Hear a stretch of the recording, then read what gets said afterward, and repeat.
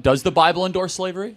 Objectively, yes, it does. What verse? So there is lots of verses in the Bible. No, not correct. The Bible regulates slavery, an ancient practice. What verse does the Bible ever endorse or morally support slavery? What the Bible did is it took a pragmatic approach to an ancient and primitive people and actually made it harder to own slaves. Secondly, your view of chattel slavery, which infected the West. That's not what I'm talking about. I'm not talking about chattel slavery. Correct. And I want to make sure everyone makes sure that's morally clear. Chattel slavery is explicitly prohibited in the book of Exodus. Slavery in the Old Testament was largely sometimes voluntary, economic, or temporary. It was not lifelong or done on the basis of race or multi-generational. Finally, in the scriptures, I'm sure you know about the book of Philemon.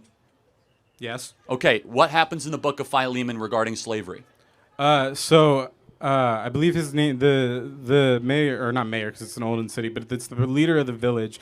I don't remember his name. It's like Acarius, I believe is his name. Close, actually. That's actually very close. Yeah, it's Osiris or whatever. Paul writes to Philemon, encouraging him, in fact, commanding him as the authoritative Christian writer and basically the pseudo arbiter of how churches should form, saying, Philemon, you should take your slave not as a slave but as a free person, because basically slavery is now in the old compact and we're in the new compact. And finally, Jesus Christ comes to liberate us from our sins. We see this in Luke chapter 4. He says, bring liberty to the captives. And slavery is a practice that is ancient.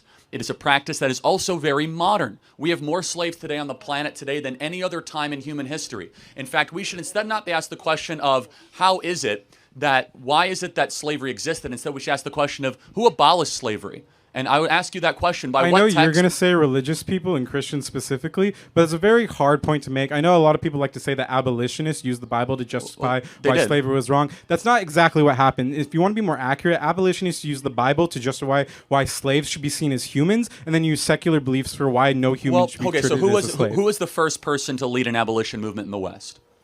The first individual person or the first movement? Yeah, the first person to successfully abolish slavery.